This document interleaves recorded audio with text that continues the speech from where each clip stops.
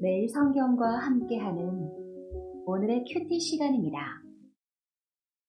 6월 24일 오늘의 말씀은 고린도전서 15장 1절에서 11절입니다.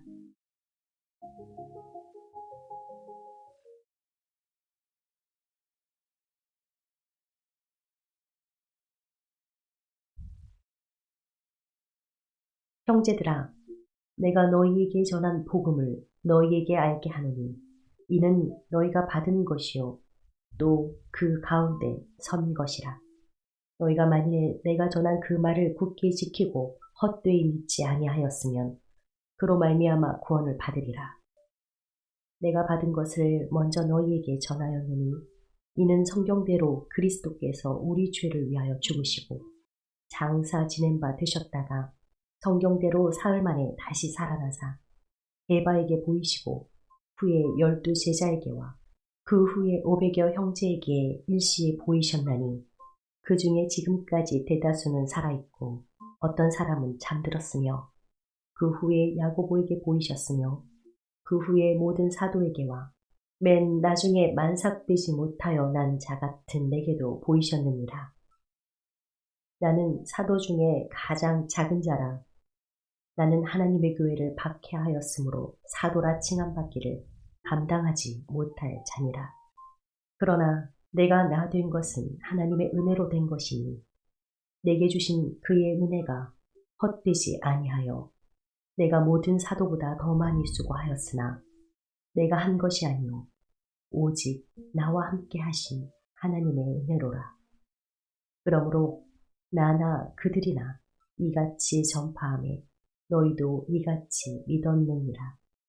아멘. 그리스도의 부활이라는 제목으로 말씀을 나누겠습니다. 오늘 말씀은 부활이 주제가 됩니다. 사도 바울이 성도가 받은 복음을 상기시킨 후에 그리스도의 부활이 분명한 사실이다 라는 것을 증명 또 증언하고 있습니다.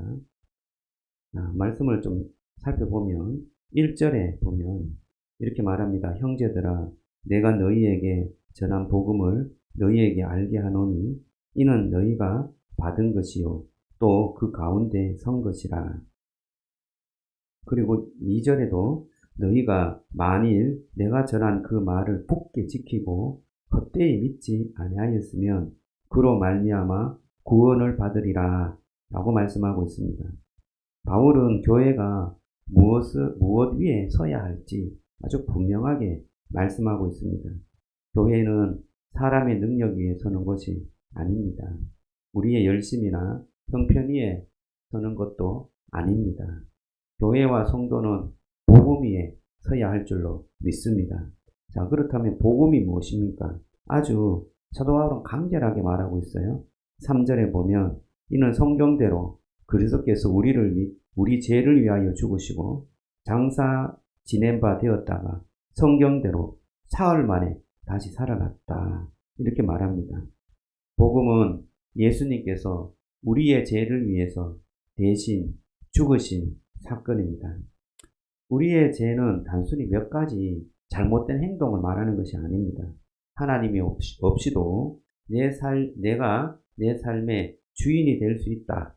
라는 그 생각 자체가 죄라는 것이죠.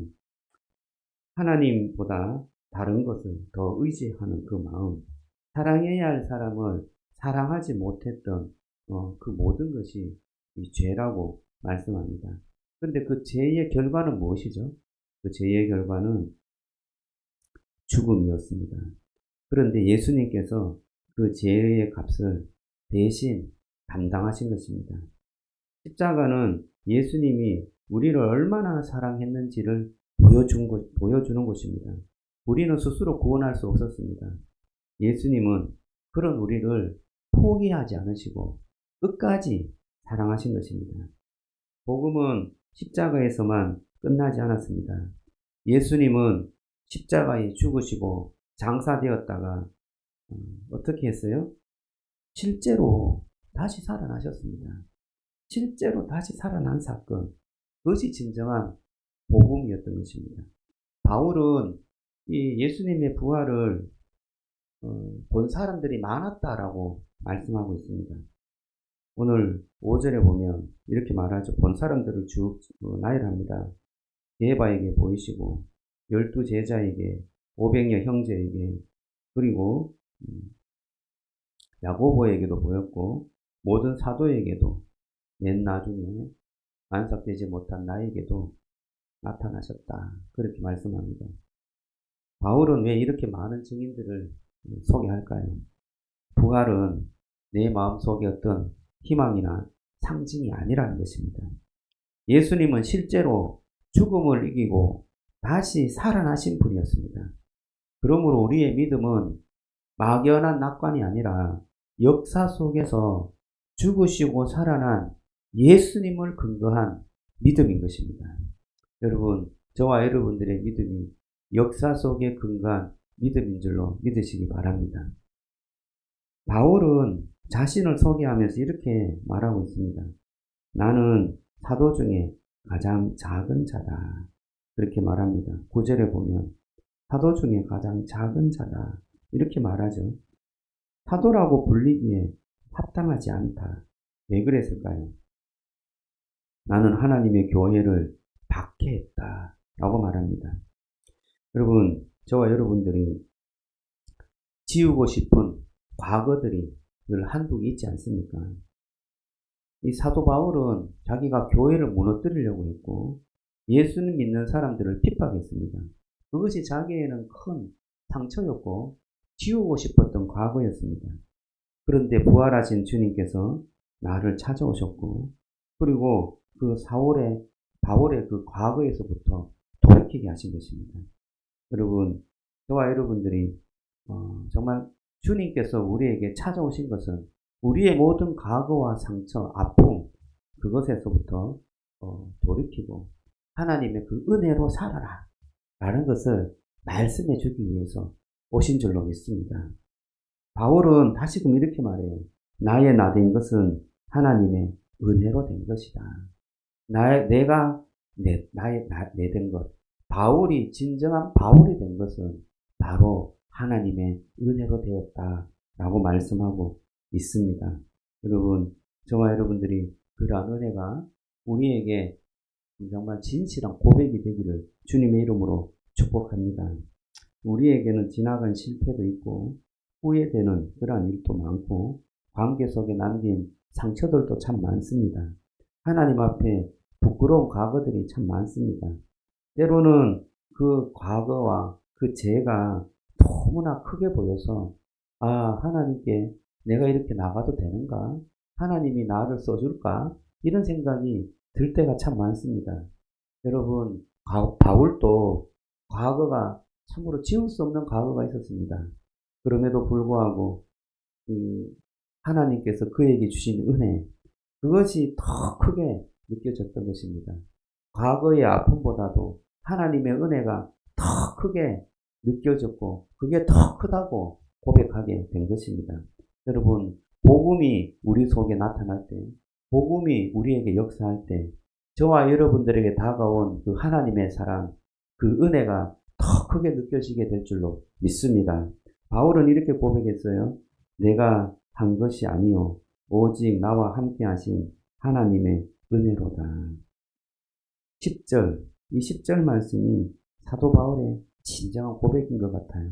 여러분, 우리 다시 한번 읽어볼까요? 10절. 그러나 내가 나 된 것은 하나님의 은혜로 된 것이니 내게 주신 그 은혜가 헛되지 아니하여 내가 모든 사도보다 더 많이 수고하였으나 내가 한 것이 아니요 오직 나와 함께 하신 하나님의 은혜로다. 저와 여러분들의 고백이 되기를 주님의 이름으로 축복합니다. 그 복음이 우리를 용서하게 하고 우리를 다시금 일으키고 우리를 오늘을 다시 살아가게 할 줄로 믿습니다. 저와 여러분들의 고백, 이 은혜의 고백, 내가 나 된 것은 주님의 은혜고 오직 나와 함께 하신 하나님의 은혜다 라는 고백이 저와 여러분들의 진실한 믿음의 고백으로 주님 앞에 드려지기를 주님의 이름으로 축복합니다. 기도하겠습니다. 하나님 감사합니다. 주님, 우리의 과거와 아픔은 참으로 많습니다. 그것이 크게 보일 때가 있습니다. 그러나 주님께서 우리에게 찾아오셔서 우리를 용서하시고 우리를 하나님의 은혜로 불러주신 것, 하나님 그것이 우리에게는 더 크고 더 놀라운 감격스러운 일인 줄로 믿습니다. 그것이 우리를 이끌어가게 하시고 그것이 우리를 다시금 일으키게 하여 주옵소서. 부활은 그냥 우리의 마음속에 있는 것이 아니라 진실로 역사적인 사건이었고 많은 사람들이 그 부활을 보았다라고 바울이 증언하고 있습니다. 주님, 부활하신 그 예수 그리스도, 그분을 믿고 그분이 나에게 찾아온 것은 진정한 은혜였음을 고백할 수 있도록 축복해 주옵소서. 예수님 이름으로 기도드리옵나이다. 아멘.